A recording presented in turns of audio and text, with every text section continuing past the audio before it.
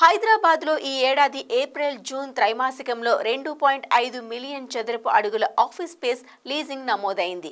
ఈ లీజింగ్లో technology 27%, flexible space operators 25%, BFSI 19% కీలకంగా వ్యవహరించినట్టు సిబిఆర్ఈ తన తాజా నివేదికలో వెల్లడించింది.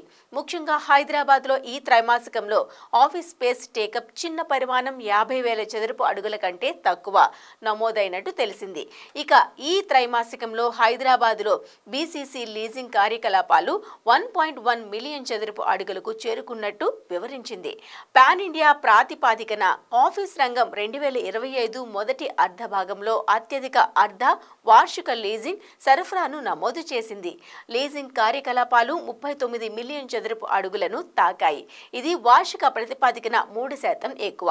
కొత్త ఆఫీస్ సరఫరా 27.7 మిలియన్లతో ఇప్పటి వరకు అత్యధిక స్థాయికి చేరుకుంది. ఇది 19% అధికం కావడం గమనార్హం. 2025 మొదటి అర్ధభాగంలో భారతదేశ ఆఫీస్ స్పేస్ ఆక్యుపెన్సీలో బెంగళూరు అగ్రస్థానంలో ఉంది.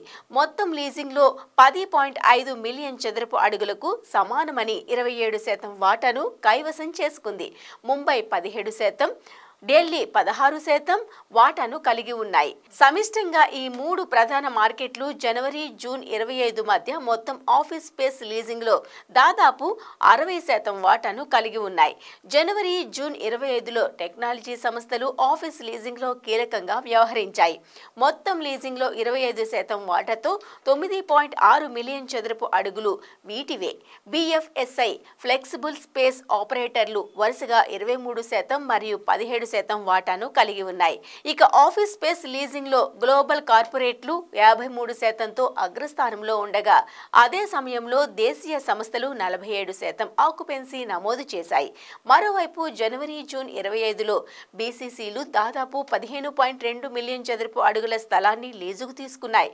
ఇది మొత్తం లీజింగ్ లో 40% వాటాను కలిగి ఉంది.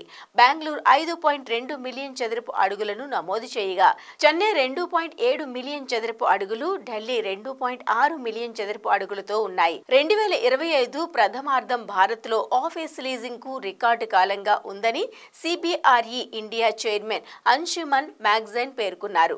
ఇది స్థితిస్థాపకంగా డైనమిక్ వృద్ధి రేటును సూచిస్తోందని తెలియజేశారు. సంఖ్యలో పెరుగుదలను మాత్రమే కాకుండా దేశీయ, ప్రపంచ సంస్థల నుంచి బలమైన డిమాండ్, వ్యూహాత్మక పోర్ట్ఫోలియో విస్తరణ ద్వారా నడిచే చక్కని మార్పు చూస్తున్నట్టు చెప్పారు.